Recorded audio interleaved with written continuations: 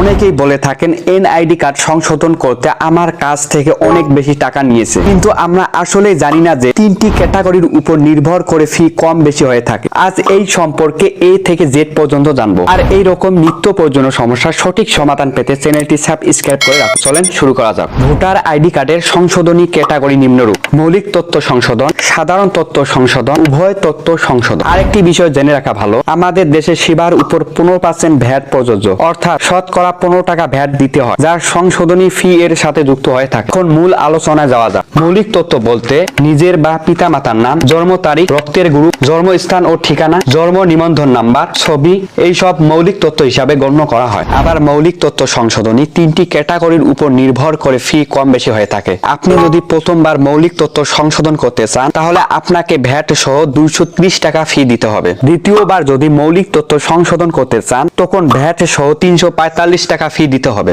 আবার যদি মৌলিক তথ্য সংশোধন করার প্রয়োজন পড়ে তাহলে এখন থেকে যতবার সংশোধন করতে চান ততবার ভ্যাট সহ 575 টাকা ফি দিতে হবে। মৌলিক তথ্য ছাড়া আরো কিছু তথ্য রয়েছে: নিজের শিক্ষাগত তথ্য, ধর্ম, পাসপোর্ট তথ্য, ড্রাইভিং লাইসেন্স, মোবাইল নাম্বার। এই সকল তথ্যকে সাধারণ তথ্য হিসেবে গণ্য করা হয়। প্রথমবার সাধারণ তথ্য সংশোধন করতে চাইলে ভ্যাট সহ 115 টাকা ফি দিতে হবে। এরপর এখন থেকে যতবার সাধারণ তথ্য সংশোধন করতে চাইবেন ততবার ভ্যাট সহ 345 টাকা ফি দিতে হবে। উভয় তথ্য বলতে মৌলিক তথ্য এবং সাধারণ তথ্য। যদি আপনার দুইটাই সংশোধন করা লাগে তাহলে একে উভয় তথ্য সংশোধন বলে। এক্ষেত্রে আপনি যদি উভয় তথ্য সংশোধন করতে চান তাহলে আপনাকে ভ্যাট সহ 345 টাকা ফি দিতে হবে। এরপর যদি আবার সংশোধন করার প্রয়োজন পড়ে এরপর থেকে প্রতিবার ভ্যাট সহ 575 টাকা ফি দিতে হবে। এছাড়া আপনি যদি এনআইডি কার্ড হারিয়ে ফেলেন বা নষ্ট করে ফেলেন তাহলে আপনাকে ভ্যাট সহ 345 টাকা ফি দিতে হবে। এখন আপনি যদি জরুরি সেবা গ্রহণ করতে চান তাহলে ভ্যাট সহ আপনাকে 575 টাকা ফি দিতে হবে। জেনে রাখা ভালো, 2015 সালে এনআইডি কার্ড সংশোধনের জন্য ফি চালু হলেও তখন ভ্যাট দেওয়া লাগতো না, কিন্তু 2019 সালে এসে ভ্যাট দেওয়ার বাধ্যতামূলক আইন চালু হয়। আর আপনার মতামত থাকলে কমেন্টে জানাবেন,